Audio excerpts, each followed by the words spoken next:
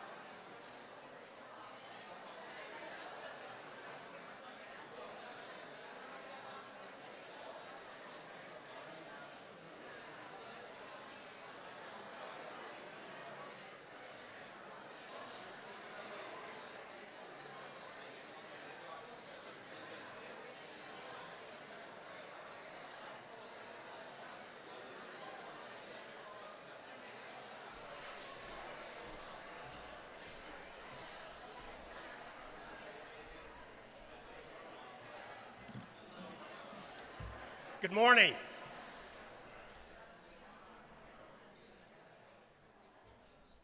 I'm honored to welcome you to our 9th annual Communication Day.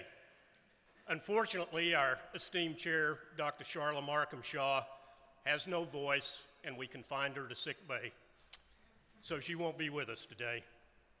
She does send her regrets and knows this will be a very special COM Day for all of you. In my role as associate chair, I've had the pleasure of meeting a number of you, our students, our majors, in many capacities. Communication Day is for you to examine, see communication in multiple ways through the eyes of esteemed guests, community partners, and alumni. Take advantage of the Networking Expo following the keynote and meet with representatives of organizations looking for opportunities to work with students like you. Make an appointment for a resume evaluation. Get your professional image critiqued. Seek out a professional headshot. Later this morning, take the opportunity to meet with alumni from each of our 6 majors and discuss what the study of communication has meant in their careers. Communication Day does not happen magically, so our thanks to our Com Day committee, our chair, Dr. Erica Provanik-Smith, and our alumni, well deserved. And our community of partners and alumni who are here to provide you with the opportunity to expand your educational journey. We want you to succeed. Come back and join us for a Com Day in the future. Our university expects you to grow not only as better communicators, but also as leaders. The Department of Communication is one of 12 departments housed in the College of Liberal Arts. The Department of Communication includes sequences in advertising, broadcast, communication studies, communication technology, journalism, and public relations. We are a team, advancing communication and leadership through our research, teaching, and service. We're honored today to have as our guest Dr. Elizabeth Cawthorn, Dean of the College of Liberal Arts, seated over here. Also joining us is a friend and colleague, Dr. Tony Soule, our Vice Provost of Faculty Affairs and a member of the College of Liberal Arts and Professor of French. Tony. We are excited to have secured our keynote speaker for this session, Associate Vice Chancellor for Leadership and Veteran Affairs, retired Major General Tony Kucolo, United States Army.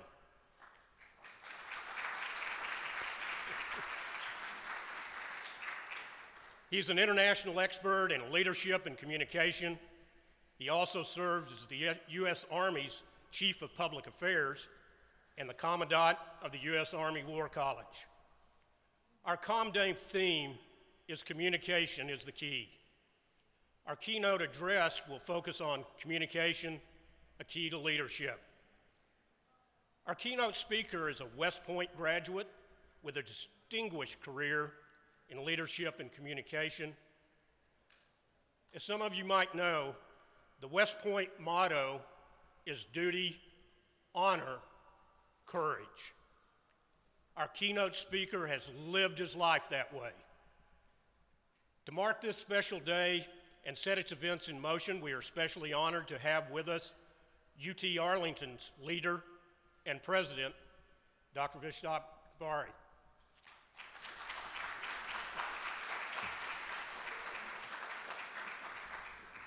We now invite the University of Texas at Arlington's president to formally introduce our keynote speaker. President.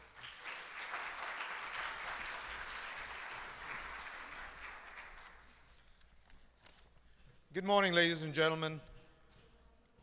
I really don't know what I'm doing up here because in front of all of you, I'm not a communicator. I don't have a degree that comes from the communications end, and as most of you know, engineers don't know how to speak or communicate with each other. But one of the most enjoyable aspects of my job is being able to meet and talk to our wonderful students, our tremendous alumni. For those of you who are alumni and you're back on campus, welcome back. And of course, our friends in the community. It's a pleasure joining you here today as you continue to explore careers in the field of communications and talk to professionals in the discipline. We live in a globally connected world where information is available on demand and news or rumors cross continents and oceans in the blink of an eyelid. Communication truly holds the key to the future. While the dictionary defines communication as the imparting or exchange of information or news, suggesting that it is at best transactional, In reality, as you all know, it is far, far more. Words, sounds, and images, conveyed in the right way, have immense power. They can cause thoughts to become actions, shape events, and literally create history.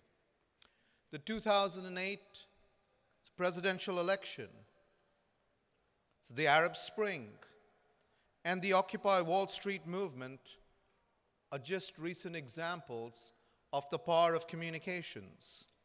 In these cases, through social media, changing the way that we will forever think about civic participation and citizen engagement in elections and governance, enforcing acceptance of ideas and changes in regimes, and in bringing local events onto a global stage almost instantaneously.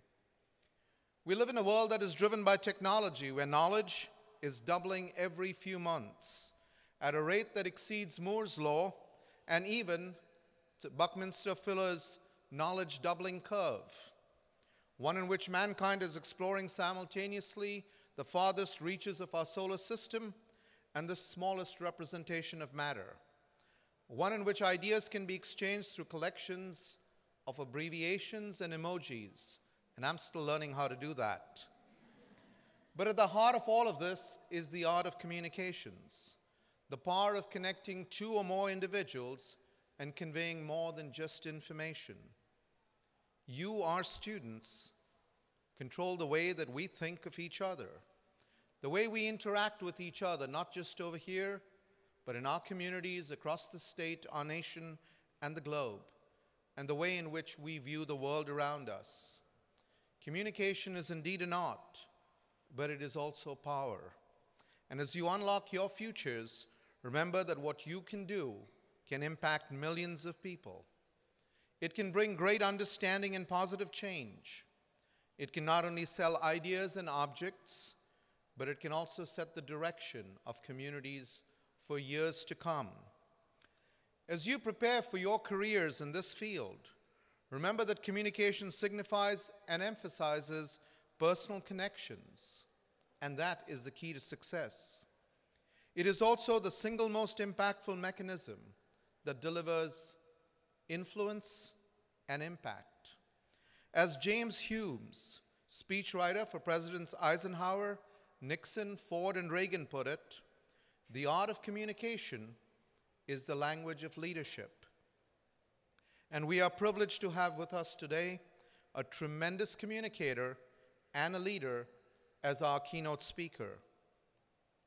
UT System Associate Vice Chancellor for Leadership Development and Veterans Affairs, Tony Cuccolo joined the University of Texas System in May of 2015, and he has had a profound effect on all our campuses since then, at the level of faculty, at the level of students, and definitely at the level of administration. He leads efforts system-wide for the development of students and executive leadership, as well as providing focused support for all veterans and military-affiliated students and employees across the system. He has served more than 35 years in the U.S. Army and retired at the rank of Major General, having led soldiers in combat in Afghanistan and Iraq. He'd led analysis teams in combat zones on natural disaster recovery efforts such as Hurricane Katrina, and commanded the largest Army base east of the Mississippi, served as the U.S. Army's Chief of Public Affairs, and was Commandant of the U.S. Army War College. Please help me welcome a master communicator and a tremendous leader, Associate Vice Chancellor Tony Cuccolo.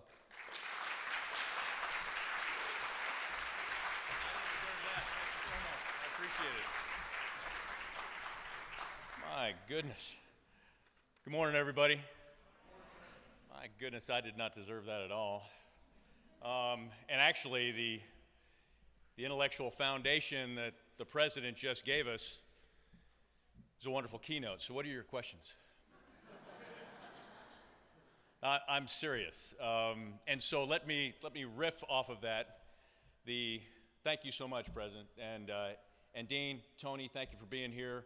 And I know that all three of you or a couple of you have something at 10:15, 10:30, I will not be insulted when you get up and leave, unless it's before that time. Sorry. But what I'm going to, if I could riff off the president's comments, I'm going to take that intellectual foundation and throw a little how-to at you, but in the context of being a leader. So I know, and just so I get to know my audience, for my students here, and man, I love being around you. I mean, I get my energy up just standing by a bagel with you. How many first-year students do we have here? Just raise your hand. Okay, the few, the quiet. How about second year? Great. Third?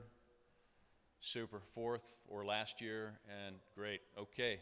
All right, so then, thank you for doing that. Any graduate students of any kind here? That's good. Okay, great. So then, for all you fourth-year students, God, anything I say, if you sit there and go, I know that, I'm not being condescending. I'm just trying to get to the first-year students, too. No, I may be mastering the obvious in some of my content, but I do want to mention that one more time.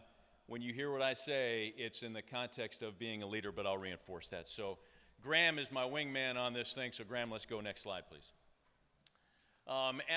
Listen, you will get complete candor from me, but I want you to know that because you'll get complete candor from me in Q&A or any interaction, hey, I'm here giving you scar tissue and tribal wisdom. And it may not be in line with UT system policy. So I'm just coming to you as a practitioner. Okay? All right, next, please. And also, I didn't think this crew needed stand up straight, take off the sunglasses, bridging phrases. I didn't think you needed that, but if you want to go there, we can. I'm going to make my slides available to you so you can have everything you see today. Let me see, Graham, hit the there. No, I'm sorry, can you go back one, buddy? Can you go to, that's all right, pal, there's a little word, there you go, all right. We practiced. That's all my fault. Okay, so these are some of the things that I'm not gonna cover, but I will if you want sometime, or it'll be there, and it doesn't need a briefer. Okay, return from there. Thanks, buddy. Okay, next slide. Okay, 3 takeaways. Hit the first one, please. All right, look, if you're going to lead anything, you have to be able to communicate. Maybe in the old days, the leader could use his or her status, position, regulatory authority, and lead. There will be no inspired service. As the president said, it'll be totally transactional, which is wrong if the leader cannot communicate. So what you are doing, your major not only sets you up for broadcast jobs, advertising jobs, et cetera, engineering, IT, whatever, but it also gets you more ready than your peers to lead anything. So well done on your choice. Next. And if you, if you remember nothing else kind of slide coming up here in a second, but I'd ask you to, my how-to in the approach as a leader of an organization to communicating is closing the perception-reality gap. I'm going to wear you out on that. Next. And we often don't talk about this, and we should. If you're going to lead in the 21st century, you have to be able to communicate. If you're a leader and you're communicating, you are almost always at personal professional risk. Having your words twisted, taken out of context, or you not doing your homework and misjudging a culture, history, element of the stakeholders you're speaking to or with. There is risk in communicating as a leader. And what I tell, I'm giving you a severely modified and adapted version of a class that I give to senior government leaders on strategic communication. And I have to remind them of this, because I can tell you that communicating creates cowards. I know some leaders who have climbed the ranks of their profession because they've hidden and not taken a chance to communicate, not taking the opportunity to communicate. Very frustrating. Okay, so let's go to the next one. So here's my, if you retain nothing else today, I feel this is important. Next, I thought that would get a laugh, never mind. If you lead, you have to be personally involved in communicating.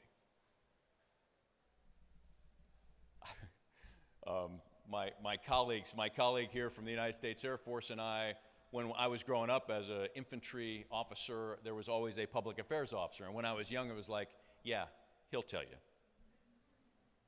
And I could hide until I was in charge of something larger. And then I could not hide. But it was, I'll hit that point in just a second. Okay, next. So you got to be personally involved. You know this already from your study here in the department. Visual, sound, it trumps words, the written word, but they're most powerful when they're combined. Next. Perception-reality gap is key if you apply empathy. And I'll hit that. Next. Write your own stuff. I know this is very obvious for you right now in your stage in life, but you may have a job where you're advising or supporting a leader. When you become a leader, you may say, okay, what's the event? Give me my remarks. Formula for failure, or at least a poor delivery.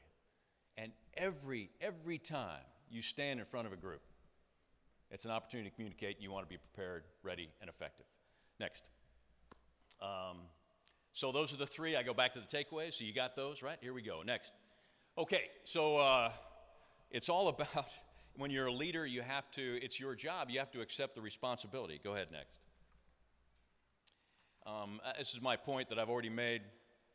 Maybe it was always someone else's job, but you can be incredibly effective or worthless as a leader if you do not pick up the mantle of leadership that says you must communicate. And so what I tell leaders is next. Go ahead, Graham. Go ahead. Go ahead. Thanks. Sorry, buddy, I wasn't tracking.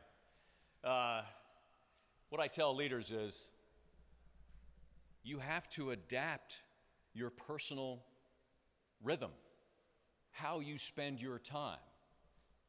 In order to effectively communicate, you have to change your habits. And I'll talk about some of those. So go ahead, next.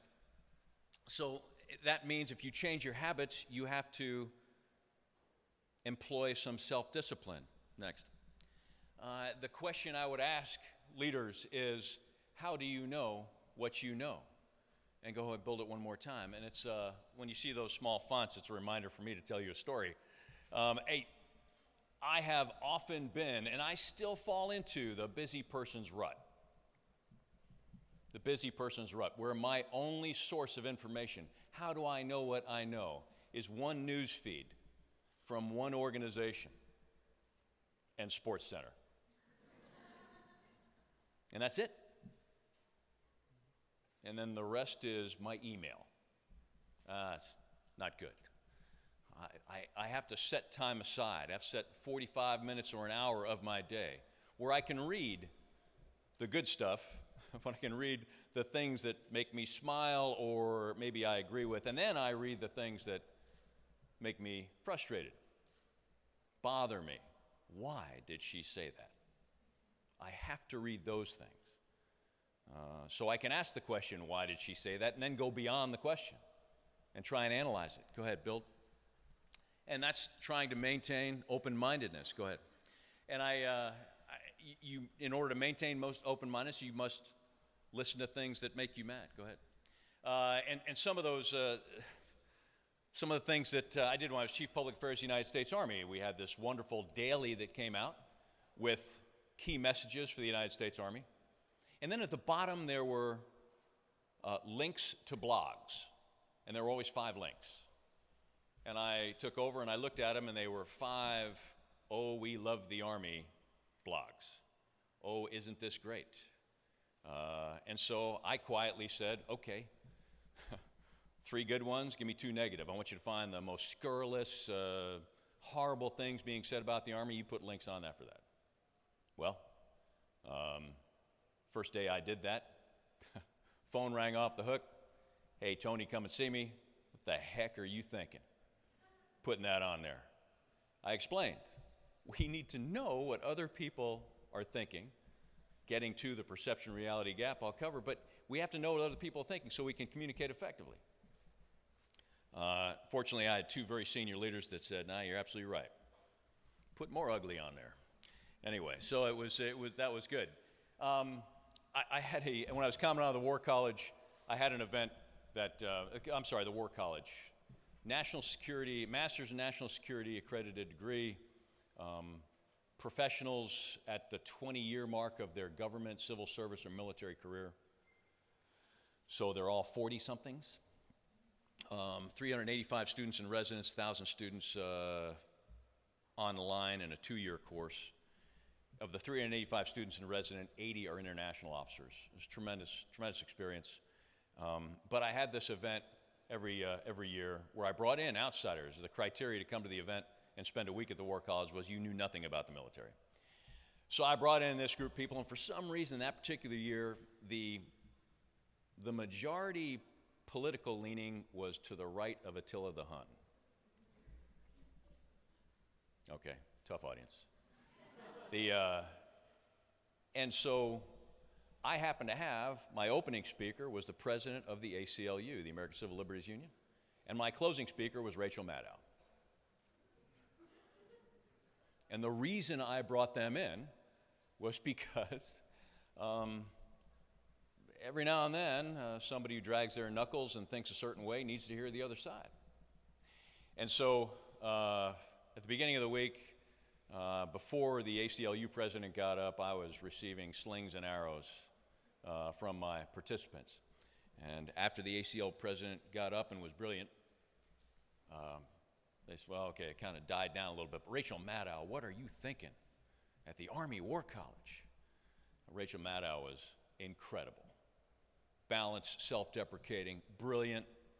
And at the end of her speech, there was a line of people looking to get selfies with her and get her autograph. But at least opening that opportunity up and maintaining open-mindedness. And so do an inventory periodically, and I have to do it all the time. If I only read the New York Times, there's something wrong. If I only watch CNN, there's something wrong. I have to expand and increase the volume of how I know what I know. Okay, next. Okay, if you're a leader in an organization, you're very busy. Communicating, this is another self-discipline related aspect. You've got to reorganize to communicate effectively. Life is too busy. The tsunami wave of information that assaults us every day is too difficult to keep up with as a leader. And you've got to be in touch with your organization at all the different levels. And so, what do you do about that? My offering is you reorganize. Go ahead. No matter how small your staff is, or no matter how small your office is, and by the way, I'm currently a one-man startup at the University of Texas System, but I timeshare an admin assistant who helps me a great deal. You can actually assign reading. Assign somebody to look at the depth and breadth and just, find the headlines, determine whether or not you should pay attention to them. And my takeaway on the how for you is I call them the fatal four, because if you don't ask yourselves these 4 questions, it could be fatal, so to speak, for the organization. And that is, you look at the morning readings, the morning information, that tsunami wave of data, you say, does this impact my organization at all? Do I need to know? And the key one is, should we respond or not? And that one's hard. I would offer, if it's false, I don't care what the source is. If it's false, you should respond. there was on a defense blog, I'm at the War College as the president, on a defense blog, something incredibly scurrilous was posted about the United States Army War College. It was just flat, false, wrong. And my assigned reader found it and said, hey, sir, look at what they're saying. And it was a credible defense blog, but the individual saying it had a handle called Rubber Ducky. And I said, well, that's false. We have to respond. And my deputy looked at me and goes, hey, sir, you're really going to take the time and respond to an individual that calls themselves Rubber Ducky? And I said, yes, I am. Because when somebody does a search about this organization, this is going to be out there. So respond or not respond, tough question. But if it's false, do it. And then the other thing is, if people are talking about something, if it's in the news, you have an opportunity to pile on and communicate. College sexual assault. The military's been dealing with that in a deliberate, upfront, open, and very transparent way for about 6 years now. We didn't always do it well. We're still not doing it great, but we've got a lot of scar tissue and experience. The discussion of college sexual assault is an opportunity for somebody who has walked that path before to enter the news cycle and talk about what they're doing.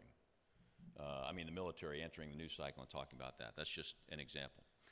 You know what? And you know what I'm going to do here, Graham? I'm going to see if does this work. Yes, there's a button on the bottom. Button on the bottom. Yeah. All right. Hold it in. I'm sorry. Hold it in for a second. All right. I don't know if it's my Italian-American heritage or something, but I got to move around. It's very difficult for me to be anchored to a podium, and I like to look up at this anyway. So it's an opportunity to communicate. Those are reorganize and keep, as you scan the headlines, use those 4 questions as criteria on whether or not to communicate. Thanks, Graham. Go ahead. Okay. Now, here's another how-to technique if you're leading an organization. I call it the sphere of influence drill. Done it over and over again whenever I've arrived in a location. You have numerous stakeholders with whom you must communicate. How do you organize to do that? Well, I'll just give you a quick tip and show you an example. Go ahead and build this one out. Go ahead and go to the bottom slide, thanks. Okay, so the key takeaway is you sit with a group of smart people in your organization. You say, who has the greatest impact on our organization? Let's write that down. And you go beyond, and I'll give you an example. I'm in the middle. I'm commanding Fort Stewart, Georgia, Fort Stewart Hunter Army Airfield, Georgia, the largest Army base east of Mississippi. 22,000 soldiers, 68,000 family members. Seven counties of Georgia wash around or in Fort Stewart, Georgia. So Congress was the most important stakeholder for us. Held the purse strings. It's Article 1, Section 8 of the Constitution is really important to us. So I knew at the time Senator Johnny Isakson, Senator Saxby Chambliss, and Congressman Jack Kingston. Those were my elected officials. I knew them. But that wasn't where my top tier ended. I needed to know who was their staff locally, who was their staff in D.C. So you peel the onion back and you write these people down. Anyway, and there's probably more than just that list. There's multiple people who impact your organization directly, significantly. Okay, that's tier 1. And then figure out who tier 2 is. Has significant impact, but maybe not daily, overarching, etc. Tier 3, people you know you need to keep in touch with. Wonderful alumni, for example, but not somebody that you need to reach out every day. You reach out to every day. Anyway, so you create this list, and then you stare at your calendar. And that is the key. For at least tier 1 and tier 2, you put on your calendar when you're going to communicate with them. This must be a proactive effort. I'll give you an example. So every 90 days, whether they wanted it or not, I wrote a letter to each of my members of Congress. and I copy furnished each of their staff. And then you have to find out how they receive information. I could send the letter by email to Chambliss and Isaacson. They'd get it personally.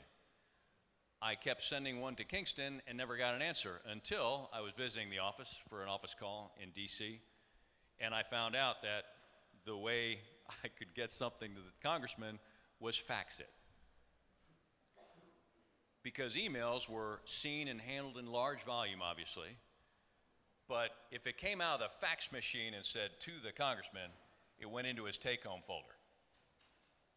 So I'm giving you examples of just asking the question and figuring out how to do this. So I've got, I can show you what I did at the Army War College, but the key is you're on the calendar. Something is forcing you to think of these key stakeholders and communicate with them. I don't know, go to a tip example. Can you hit that, buddy? Thanks, Graham. Okay, go ahead, next. So this is, in your slide deck, you'll have my direction to my staff. I'm not going to bore you with going through these words, but this is a descriptor for you. And then next, go ahead. There you go, take a look at that. From left to right, left side is my tier 1 list. And not good enough just to say it, a name perhaps in the second column from the left. And then the next column is who at the Army War College was the engagement lead. That's what EL stands for. So then assigning someone to it because you, the leader, are actually too busy to do the day-to-day, pay attention to what they're doing. Okay, I hope this is not, this is a level of detail I wanted to share with you as a tip, a technique. And then go ahead, and then the forcing function, of course, was this is the meeting where I said to the deputy commandant, that's what DCOM is, hey, you have a tier 1 individual, the individuals that you talk to in the Army G3, that's operations. Tell me what's going on. And when you have your staff around, when you have your group, your group thinking around a table and people are volunteering what they're hearing from your key stakeholders, you'll be generating ideas on how to best communicate, how to collaborate, maybe even pile on with the effort. Okay, next, and go back. I'm sorry, can you go back one and hit end example? Thanks, buddy. There you go. All right, next. Okay, end point 1, start point 2, perception reality gap. Go ahead, next. I got to tell you, seriously, I got so much scar tissue on this one, and it's probably from dealing with senior leaders who got stuck on reality and ignored perception. So anyway, look, gang, perception beats reality. And your job as a communicator is to close the gap. You want to move it to truth. You want to move the perception to ground truth and reality in a creative, memorable, shareable, repeatable way. And you can read the right-hand side. What's key is, how do you know what the perception, as a leader, how do you know what the perceptions of your organization are? You've got to have a mechanism to figure that out. Where do you get the feedback on what the perceptions are? And I know there'll be a ton of perceptions, I got it. But where they start appearing in bunches, you may want to address that. And if there's something that absolutely impacts the organization, even if it's one perception, you want to go after it. So on the right-hand side, you can see the effort is proactive and reactive in dealing with perceptions. Go ahead, next. And obviously, the communications crisis stems from not addressing negative perceptions quickly. Go ahead, next. So what is a communications crisis? Here I am talking to the department. You are chapter and verse on this. I realize it. Go ahead, next. The reason it's a crisis is because there's an erosion of trust. Go ahead, next. And unfortunately, people who are repeating the perception want to get out there with some kind of word. You've got the quotation up there. That happened to me. I'm the Chief Public Affairs of the United States Army. Something bad happens in the United States Army, really bad. And for once, we know about it before anybody else does.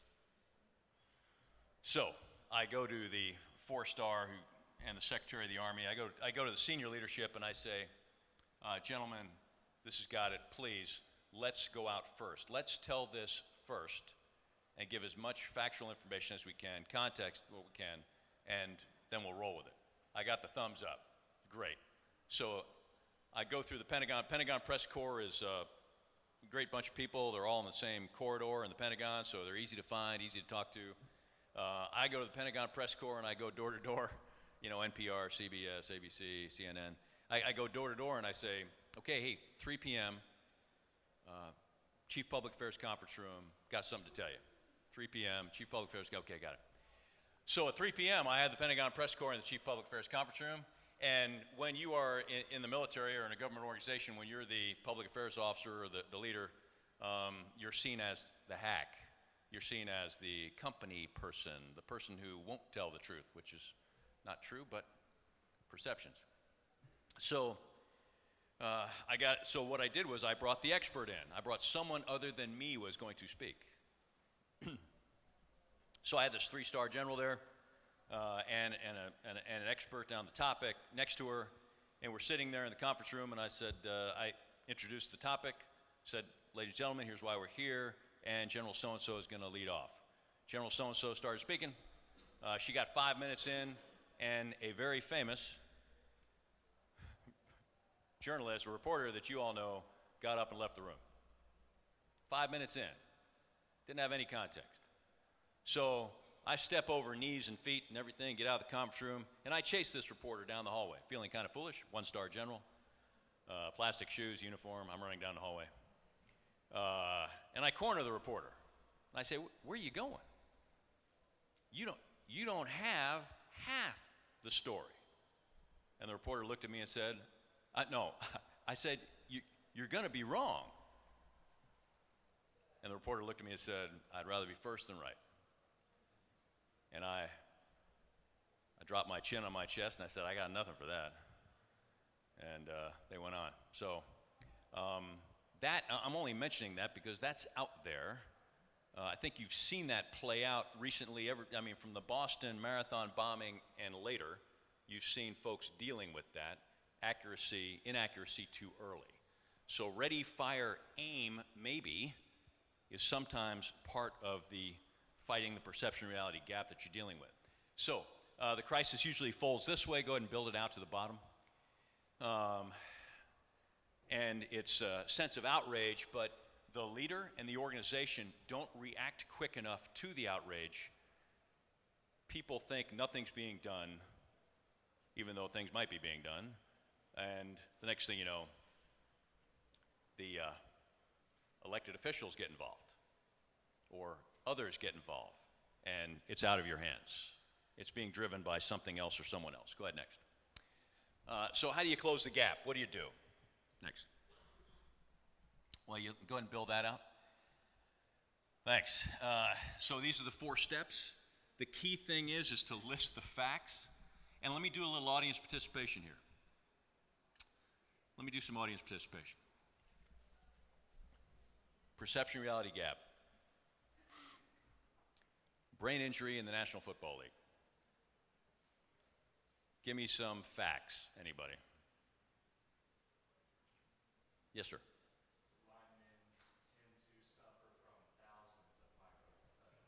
Right. The game of football, and you want to word the facts. Now, this is when you're doing this, you're trying to lead people through a process.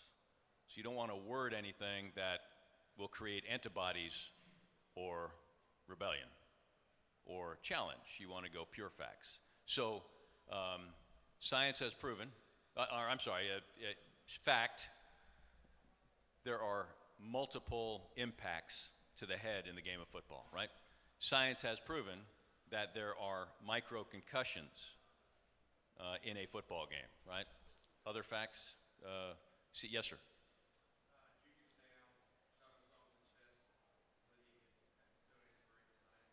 Okay, so if I could take it to the somebody, yeah, but Junior Seau, fill in the blank, whatever. I mean, everybody's got an opinion about that.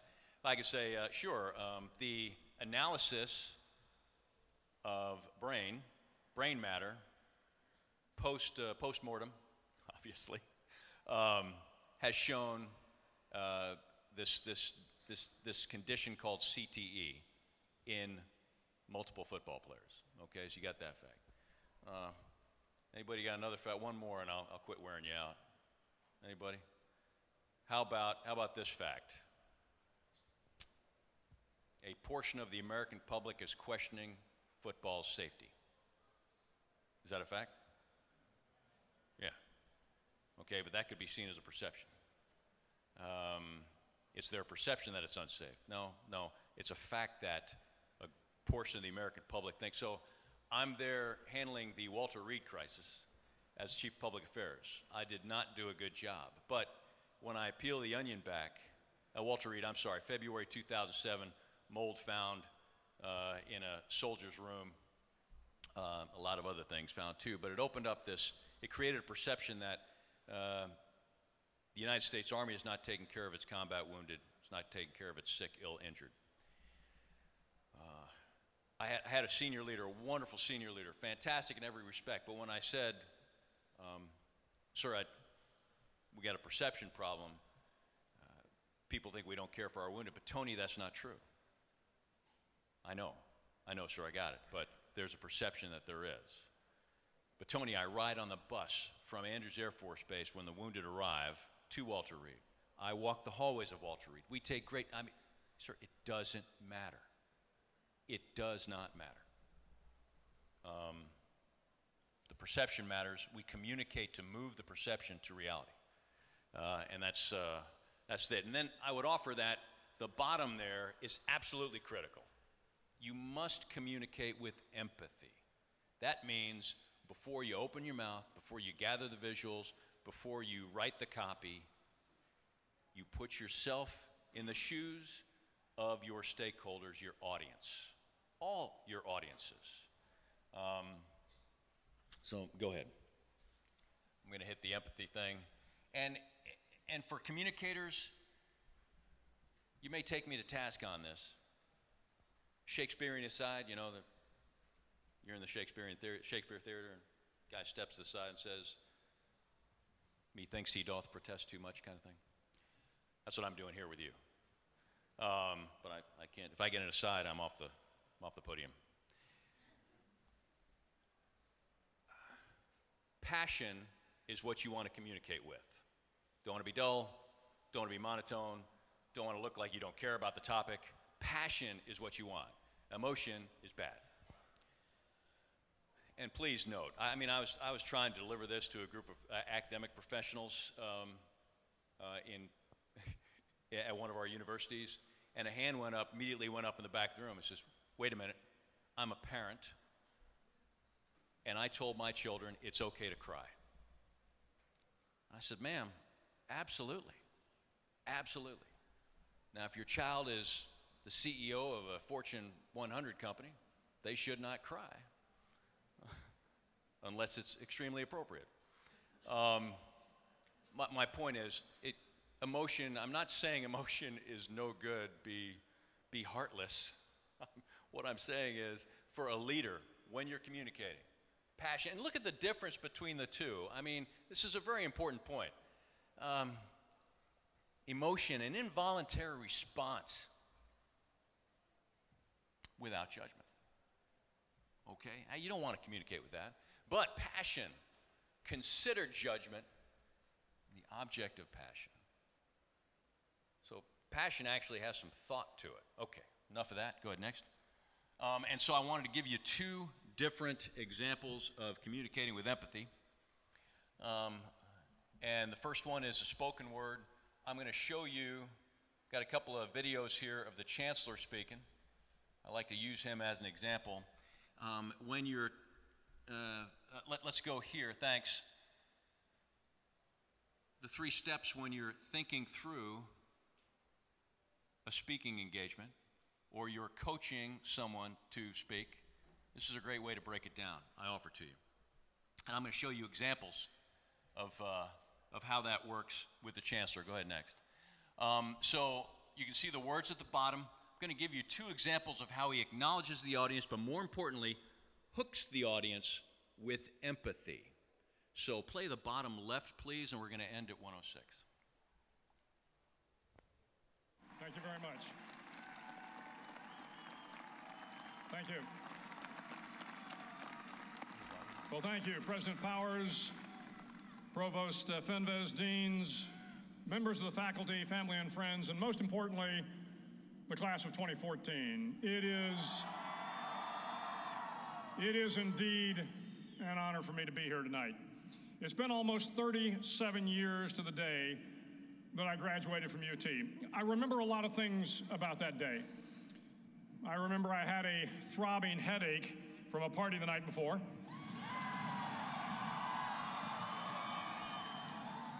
I remember I had a serious girlfriend, who I later married.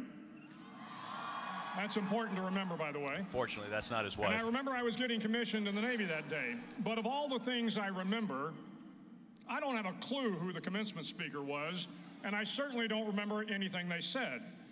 So acknowledging that fact, if I can't make this commencement speech memorable, I will at least try to make it short. So the university slogan is... You can kill it. Are you going to listen to him at least for a little bit longer? Right. Because he put himself in your shoes. Might have been a throbbing headache out there. Might have been some relationships. Wondering what the future is out there. Got it. So now, different audience, different venue. Graduation at UT Southwestern Medical School. He's talking to the next crop of MDs graduating from a UT system. Go ahead and play upper right, please. Yeah, thanks. Upper left, please. You got it. You got it. Well, thank you very much, President Podolsky, Senator Hutchison, Regent Hall, Provost Fitz, deans, distinguished faculty, and most importantly, the graduates of 2015. It is indeed a pleasure for me to be here tonight to celebrate this wonderful moment in your life.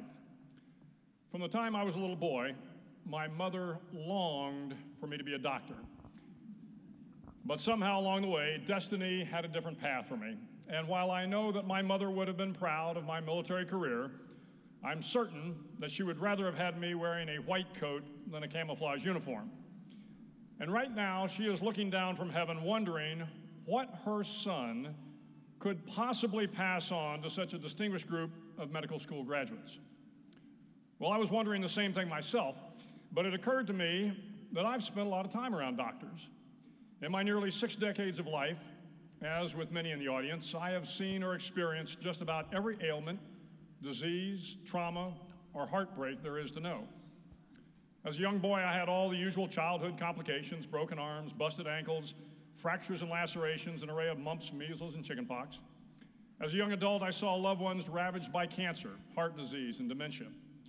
As a middle-aged man, I was badly injured and know the pain of the long road of rehabilitation. So he goes on, and he says to these people who have just finished medical school, and they're looking at him, and he says, okay, I acknowledge I'm not a doctor, but I've been a patient. And that's how he's getting them to think about it. Okay, let's go to, he wanted to state his, the next step you want to do is state your overall message and the main takeaway very briefly. So just go to second, yeah, there you go, second from left, up top. There you go, buddy.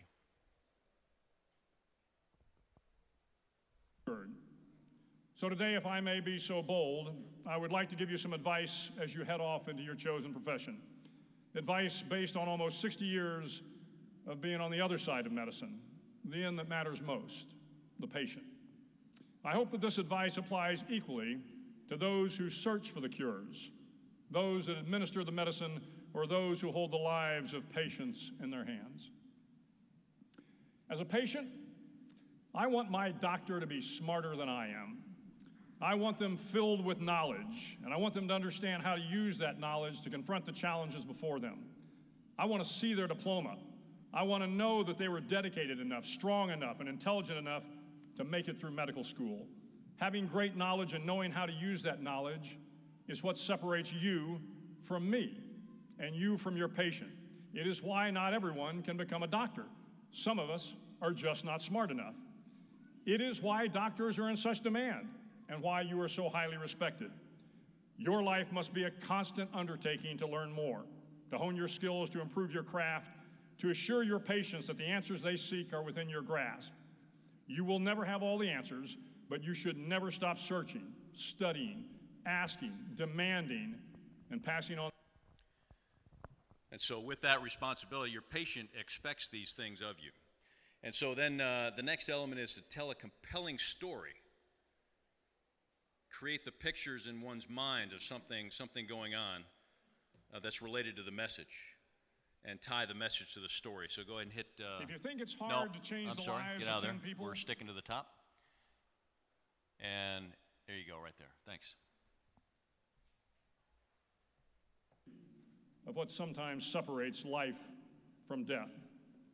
Have faith, and it will take you far. As a doctor, you must give every patient hope. No matter how small or how dramatic the problem, every patient wants to believe they will be better, and only you can tell them that. 5 years ago, I was diagnosed with chronic lymphocytic leukemia. I was in Afghanistan at the time, fighting a tough battle against the Taliban. The initial assessment was that I needed to return to the States to have my spleen removed and begin chemotherapy. The doctor who detected the cancer made it clear to me that my life was about to change, that I should accept my fate and prepare for life outside the military, a life of painful chemo, hair loss, and fatigue. She gave me no hope that things would be better. Undeterred by her prognosis, my wife and I came to Texas and met with a world-class oncologist. While waiting in the small, sterile room for our first meeting, the door swung open and a loud, boisterous, ruddy-faced man walked in, introduced himself, and hugged me. And I am not a hugger. He sat down, looked at my blood work, and quickly told my wife that she didn't need to get a new boyfriend. Something else will kill him before this does, he told her. In light of the earlier diagnosis, my wife was stunned by the proclamation. She asked the doctor, well, should he eat more fruits and vegetables? No, he said. Well, should he exercise more? No, not really. Well, should he drink less alcohol? Oh, God, no. I quickly jumped in and said, can I go back to Afghanistan? And he said, as long as you don't get shot. Soon after the visit, I did go back to Afghanistan and spent the next 5 years continuing to serve in the military. I like to think that in that time, my service resulted in hundreds of lives saved. All because one man gave me hope, because one man healed me of my greatest malady, fear. Okay, Graham. Above all else, as doctors, you must give your patients hope. So that was the compelling personal story. And then when you finish, absolutely must finish, the most effective way to finish is with an emotional tug. And so we'll finish this example with the way the chancellor completes his speech. Go ahead and hit the last one. Yeah, thanks. Several years ago, 2 of my men were medevaced to the combat hospital in Bagram, Afghanistan. Both men had sustained gunshot wounds through the chest. The doctor worked valiantly to save the first man, cracking his chest open, searching for and sealing up the damaged arteries, but to no avail. The SEAL died on the operating table. The doctor rushed into the next room and once again worked feverishly to save the second man. But again, the injured man's wounds were too severe and he succumbed. I watched as the doctor leaned against the wall, sunk to the blood-soaked floor, and wept. Surprisingly enough, in that moment of great tragedy and sacrifice, I saw all that was good and decent and honorable about the profession. In that moment, I understood why each of you worked so hard, studied so long, and suffered so much to earn the title. In that moment, I knew exactly why my mother wanted me to be a doctor. You may never have a moment like that, and in many ways, I hope you do not. And so that's a way, and he just finishes and says thank you shortly after that. So I hope that gives you a visual. My point is you don't have to be a Navy SEAL and the Special Operations Command commander to do that, okay? This is all within each of you. to build the spoken word, thinking about your audience first, tying things to the audience, and bringing that in. So, hope that was a little bit helpful. The next would be you can use empathy in the written word as well. Tragedy on the UT Austin campus a year ago with the loss of a freshman dance student, Haruka Weiser, was killed. I'm just going to click through these quickly, but I want to show you the way the UT Austin president used words to address different stakeholders who were on edge and just soaking up any information they could get about the incident. So, I mean, there will be people who do not want to express their passion for something in words. There may even be legal advice that says don't say that because it implies something, lack of knowledge, irresponsibility, or whatever. Yeah, I would offer to you, think of your stakeholders. Look at what the president used. Dealing with a tragedy. He didn't open up with, at 7 o'clock this morning we found. I mean, the first line, up front, I'm telling you, we're dealing with a tragedy. The stakeholders out there are who? Students, obviously. Faculty, staff, employees, obviously. Parents. They want to know what's going on, and so he's thinking of that when he says, I want to assure you we're doing everything possible. Well, who was it? Everyone wants to know who was it. I can't tell you. He says that up there. And he says why. Yeah, but okay, but there was a death on campus. Do we all stay in our rooms? No. Classes. I mean, so in a very brief statement, he hits these stakeholders. And then as he looks at the landscape, at the environment, and things continue, go ahead, next. And that was 5 April at 12 o'clock. Next day, 24 hours later, roughly. So often, a leader will be advised, well, if you don't have anything to say, you have nothing to say, so don't say anything. Oh, no, no, no. All these people are looking for something. And it's okay to go out there and say, I wish there was more I could tell you. I don't have anything. But let me give you an update on what I do know. Boom. And never losing compassion or empathy. He still finishes with, my thoughts are with all those touched. Go ahead, next. And then the alert, once we know more, leading again with great sadness. Folks normally don't write this way. That's why I'm highlighting it. It's okay to write this way as a leader. You may need to coach a leader to write this way when you're out in your professional life. Words like unthinkable brutality. I'd say it's all okay. And knowing that by then, we still didn't have the perpetrator, but that there were a whole bunch of Texans armed out there waiting for a hunting license. I'm just kidding about that. He did address that. He said, we are fully engaged to do everything to bring the perpetrator to justice. Okay. All right, so there you go. So some tips on getting after it. Go ahead, next. You can build this one out. I'm sorry, go back one, please. Thanks. I said words trump, visual trumps words. Let's take a look at a few of those. Going to show you some visuals. Yeah, hit example. Go ahead, next. I want you to take a look at that picture. I was going to speak to the Glenville, Georgia Chamber of Commerce about what we did in Iraq. And I was putting this together, and I said, I want that picture. Oh, sir, don't use that photo. Oh, it's so sad.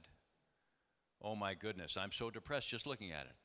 I go, well, that's not what I see. I'm going to put that picture up, and I'm going to explain to the audience that you see that man in uniform is a staff sergeant, maintenance, non-commissioned officer who worked for me directly. He was going to Iraq for his 4th time with me.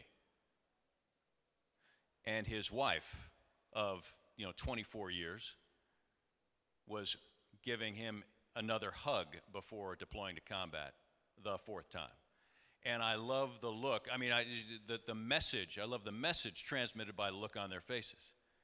The look of determination. And, you know, you look on the sergeant's face, I don't want to do this again and leave you, but it's my duty.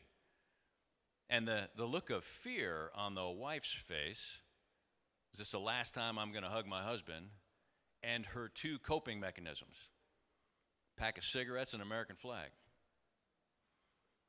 And the American flag tells me, she's holding it and clutching her husband, I'm an Army wife. This is what I do. I understand why we're doing this kind of thing. And I use the visual, even though in the face of people saying, oh, no, no, rainbows and sunshine only. Next. My point in showing you this is some photojournalists, not in your case. In your case, I'm looking at a group that's wonderful, but some photojournalists only look for the canned shot or the, okay, everybody stand together. You need to give license to anyone doing your imagery to go and find images that transmit a message. And my request of this, I said, find me pictures that tell folks why we do what we do. And I got this. I think it's pretty good. We do what we do because we're invested for our future, those little ones. Next. Enough said. I mean, a brother and sisterhood of the profession of arms. Next. This one is a little more subtle. Death of an American soldier in Afghanistan. That's post-memorial service. The upside-down rifle, helmet, and pair of boots is, and we hang the dog tags on the rifle at a certain point in the ceremony. But look at and it's pretty crushing when you're doing it, but it's closure for the unit that this individual has passed on. Very important to do, a memorial service. Anyway, look at the row of Afghan soldiers in the back. And the message I use with this is, you know, when we go to places where, in some places we've been, the value of human life is not what it is in our culture. And indirectly, by doing things like this with our Afghan counterparts, we're transmitting a message about the value of human life. Next. Everybody looking in one direction, one soldier looking straight ahead. Not that he looks tired and worn out. Next. Yeah, I got, when I was Chief Public Affairs, and I love the organization, the People for the Ethical Treatment of Animals. Man, they hammered me for certain soldier and Marine behavior in the combat zone with animals. And so, I mean, I tell you what, soldiers are attracted to puppies and kittens. I don't know what the deal is, but it's always there. Next. Okay, so I want to use this picture. My senior leaders next to me say, sir, don't do that. Yeah, come on. That doesn't look like a disciplined combat force. Okay, look. This group of soldiers has just finished this incredibly hard, difficult security mission for a very famous person in Nineveh province at a biblical location. And the sergeant, the guy in the front there, he saw a music video where a bunch of people did this. And so he said, hey, I know, we're all done. You know, all the big people are gone. Let's take a picture. And he did. And I think what it shows is it shows that the American young men and women in uniform actually do not take themselves too seriously. And I wanted that message to get out. But I did that with a visual without saying it. And the point's made. So, next. Next. I know it's hard to tell, but even under intense pressure, if you can see the index finger on the right hand of both those soldiers in the picture, it's not on the trigger. That's the height of discipline, gang, when you're incredibly threatened and you're careful about what you engage. Anyway, I hope I'm. Go ahead, next. And this is the last one I'll mention here. This picture is not about the incredible feat of airmanship, not about the incredible feat of airmanship of that big aircraft. Putting it down there, it's the little aircraft. The little aircraft is at above max allowable elevation. That little aircraft's got 2 soldiers in it. Then it might fall out of the sky because it's above near 11,000 feet. That's Jalalabad River Valley in Afghanistan. And it's putting itself at risk because the big aircraft is in a very vulnerable position, and that is the definition of selflessness. So, okay, you can go back, and I'll bring it to an end. Go ahead, next slide.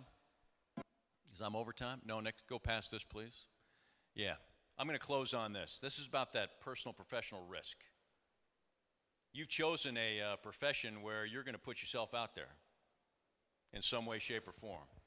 And you're going to suffer the slings and arrows of society. Go ahead, next. And I offer to you that you also may, President Karbari is a public figure. Technically, Tom Ingram is a public figure. Public doesn't mean national necessarily. It could be local, could be regional. Go ahead, next. And a public figure is open to criticism. I mean, the things I have been called didn't bother me, but you know what? Go ahead, next. It did, go ahead, next. Next. And build it out. Thanks, right there. It bothered my family that I was tried in the court of public opinion, and folks that didn't know me were saying horrible things. I got it. To me, it was part of the landscape. It's part of the deal of being a leader. You have to accept it. That's what you need to help coach. But you can also prep for it. And next. It's very ugly out there, so what do? Next. Go ahead, Bill. Talk to family about it. But also, the bottom two bullets are the key takeaway. Yeah, okay, I just got raked over the coals. Does it impact the mission, the role, the purpose of my organization? Yes, no. Does it impact my ability to lead? You know, the Uber CEO, does anybody trust him? Okay, I mean, that's the sort of thing I'm talking about. So go ahead, next. And the other thing that's key, and I was amazed that General Kelly, the Chief of Staff of the White House, went there, but more often than not, you do not take on an individual in the court of public opinion. The best thing is take on an issue. It wasn't Dana Priest, Washington Post, and the Walter Reed thing. It was just the information in the Washington Post. It wasn't even the Washington Post. But there's nothing wrong with pushing back personally if you have to. Just do it thoughtfully, factually, and professionally. Next. So my closer is, again, you've chosen an incredible profession and will be of great value to society in telling the truth creatively and artfully. But you also, I ask you to consider the risk you'll take doing this. And go ahead, next slide. You got to wonder, when you make decisions, will you make decisions for the right reason? Or to protect yourself? And that leaves me with, go ahead, finish.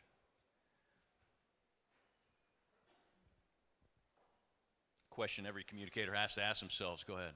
And so that's, go ahead, build that out. That's my summary. And I hope some of the things I've passed to you were of value. I look forward to interacting with you during the rest of Communications Day. Be around the area through 1 p.m. And if you ever need anything from UT System or I can help you in any way, shape, or form, my price point's excellent. I'm free. Though I will work for food. And I want to thank you for your attention this morning. Thanks, everybody.